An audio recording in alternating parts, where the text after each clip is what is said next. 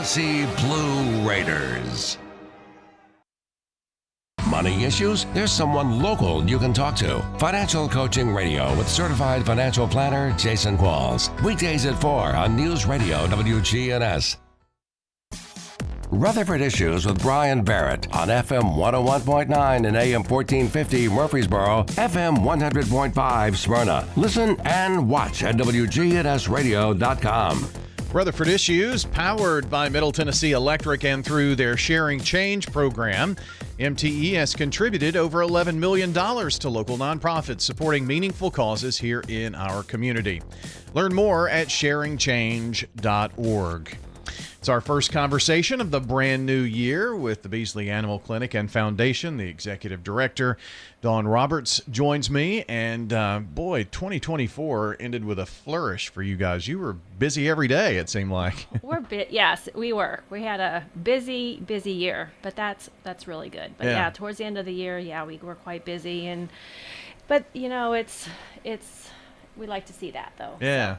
Pull that a little closer over there to you there. Okay. It kind of gets wieldy over there. But, 2024, I think you sent Katie in a couple of times just because you were so busy yourself. Right, exactly. Yeah, I had to, we've had some, staffing issues. So I've had to help in the clinic. And so luckily Katie's great to come and fill in for me. So that's the thing about being the executive director, but you also have that experience, right? Right.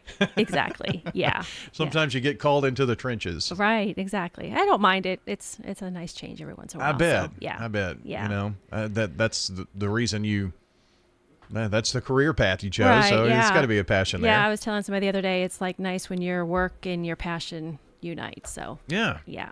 Well, you've got some interesting statistics about 2024 and how great of a year that was, and you've helped out a lot of people. Yeah. So our big thing is we did over 3,000 spay and neuter surgeries. So that was huge. One of our largest years, and 27% of those we were able to either partially or fully subsidize to help them get financial assistance. So, it's just that's due to all of our supporters, our donors, our funders, and everything like that. So, they truly do make an impact for people that really need the extra help. So, we gave away over 8,000 pounds of dog and cat food through our distribution partners and at the clinic ourselves. And we saw, I think, like 10,700 patients come through our clinic last year. So it's busier and more people are, struggling and everything like that. So we're glad to be here to help. And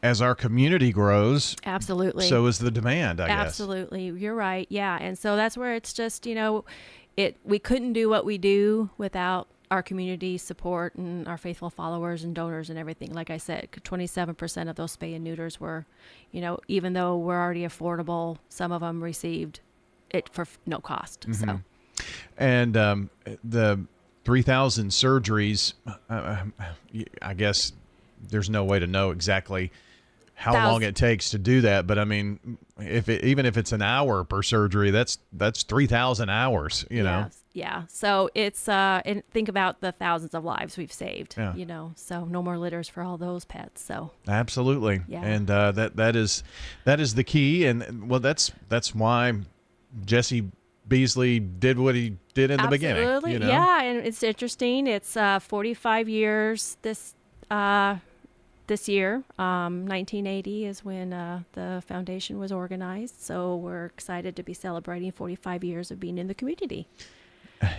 Oh gosh, yeah. You said 1980 and 45 years, but that's true. Yeah. The 80s just seemed like yesterday. Exactly, I know.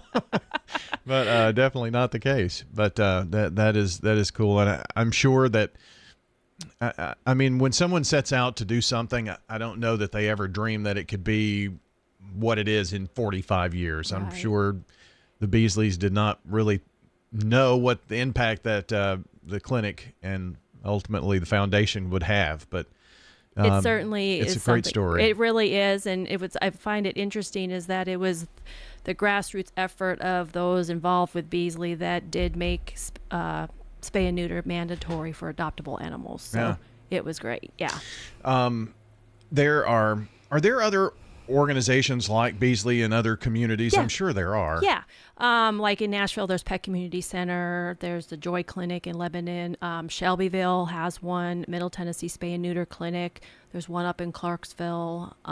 So there's some in East and West Tennessee and things like that. So, But you would have to be, for our area at least, one of the oldest, I would think. I believe so. Yeah. Yeah. Just because of the vision 45 years ago. Exactly. And the dog and cat food distribution, that's something that I guess was maybe more of a recent foundation work. Right. It was I believe it started in 2016 as our outreach, where that included giving dog and cat food out, and as well as providing vaccinations to senior citizens, the homeless, and things like that. So, and then our newest program, of course, just a couple years old, is the Oliver Pet Assistance Fund, where we help keep pets with their families when they have an urgent vet care with our partnering full-service veterinarian. Yeah. So, what started out as, spay and neuter, it turned into wellness and outreach and education and just the whole gamut of responsible and pet care and keeping pets with their families. Well, I know that when I start talking about the history of Beesley and all, and you mentioned Oliver Pet Assistance Fund, and it makes me think of Amanda every Absolutely. time, and yeah. what, in 2016, seeing a need in the community and stepping right in to help with that, Absolutely. and the clinic and foundation have had some great leadership along the way, yourself included in that. So it's just good to see things continuing to go on and being, having the foundation and a not-for-profit status and that kind of thing. You put together these reports, so I'm sure that you all are still working on what happened in 2024 for everybody. Yeah, there'll be a full annual impact report that will go out. It'll be on our website, and we'll post it and things like that, kind of showing our true impact, all of our different programs, and what's needed to help fund those. And like I said, we couldn't do what we do without the support of our community partners, our donors, and our funders and things like that, because ultimately, that's where we're able to provide our services. And you have several events along the way to help do that, and just community donations from folks as well. Mm-hmm.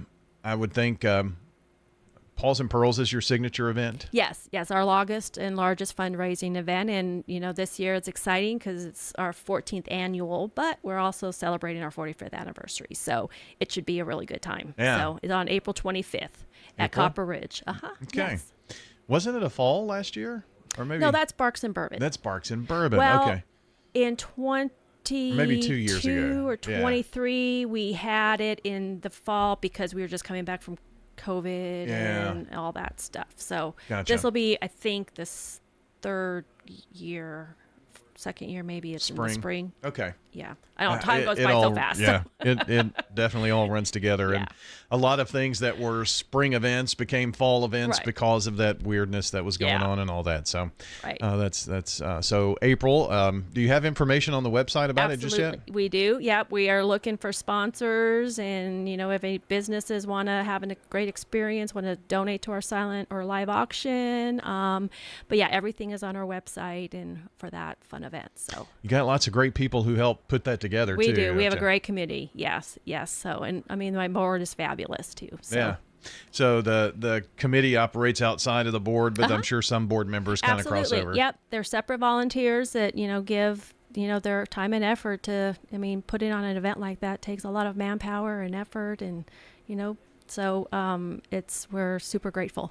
Copper Ridge seems like one of those places that is just fitting for Paws and Pearls. It's a great venue, and they're wonderful people. So yeah, it's great. See all the animals around, it makes you feel Absolutely, at home. Doesn't it? absolutely. The horses, yes. Yeah, the horses. Yeah. I had my picture made with one of those, and as I turned to take the picture, and the horse tried to nibble the back of my shirt. So yeah, that's all fun. Yeah. But anyway, so we're talking with Dawn Roberts today, Beesley Animal Clinic and Foundation, here on the show. And check out the website, BeasleyAnimalFoundation.org, for all of the information about Paws and Pearls that we talked about as well.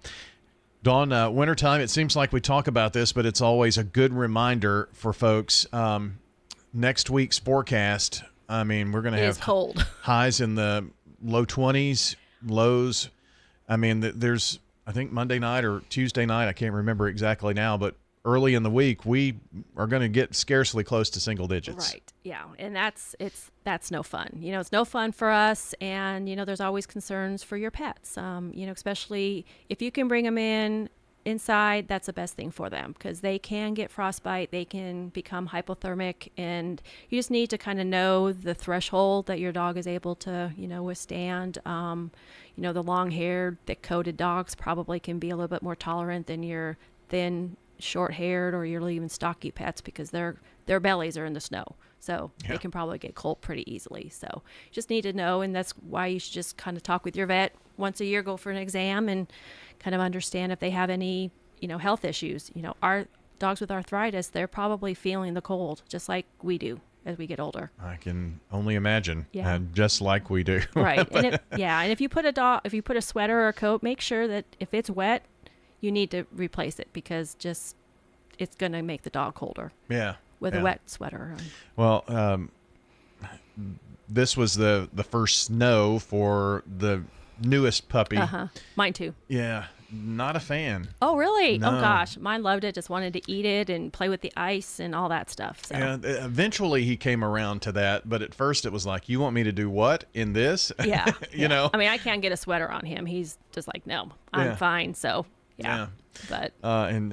When you said belly, covered in snow, he was so low to the ground.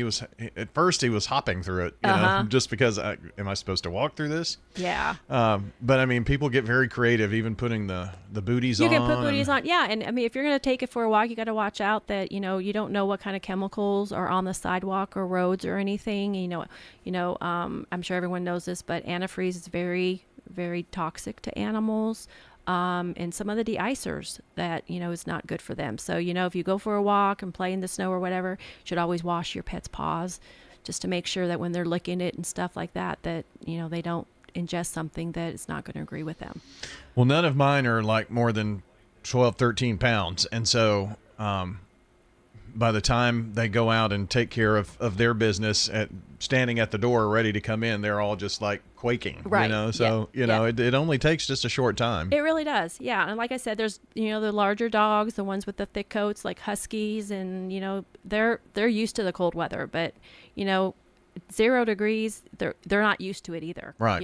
In this area. So, well, and that's the thing. I mean, you may have a big dog or a husky or one with a big coat or whatnot, but if they're mainly inside dogs, they may have been bred for that cold weather, but they're not used to it. Right, exactly. So, you just got to, if they start acting weird, weakish, shivering, you just kind of maybe get inside and just call your vet and say, hey, is there something I need to be concerned about? So. And any animals that are outdoors, got to make sure, I mean, it's going to be well below freezing day and night for 36, 48 hours straight. So you need to make sure that, their water's going to freeze. Yeah. You always make sure they want to have fresh water. If you have to tie your dog up for some reason, make sure they can reach the water. And you're going to have to change it frequently because they do need fresh water. I don't know if a lot of your listeners know, but Tennessee, talking about outside dogs, they passed a new law last year updating the adequate shelter requirements. So, it's 3-sided.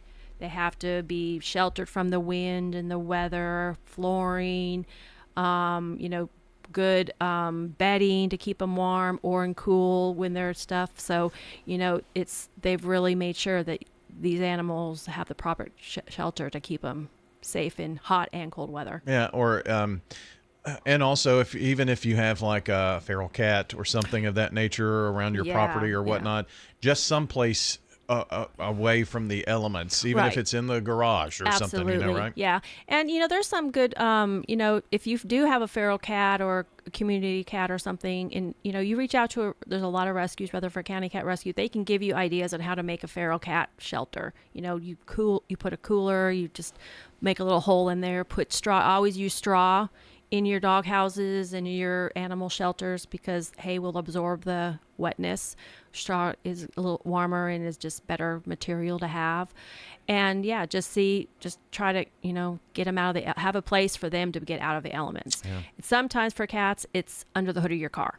That's true. So when you're getting ready to go outside, make sure you make a lot of noise, bang on the hood and everything like that to make sure, you scare them, because, you start your engine and there's a poor little cat in there trying to get warm. Yeah. So good tips. And always a fun time. Dawn, I appreciate you coming in today. Well, it's good to see you again. It's been a couple months. It has been. Good to see you as well. Dawn Roberts joining us with the Beesley Animal Clinic and Foundation. And we'll have the podcast up shortly, so you can check that out on our website. This is Lenny Farmer with Jennings & Ayers Funeral Home. Did you know that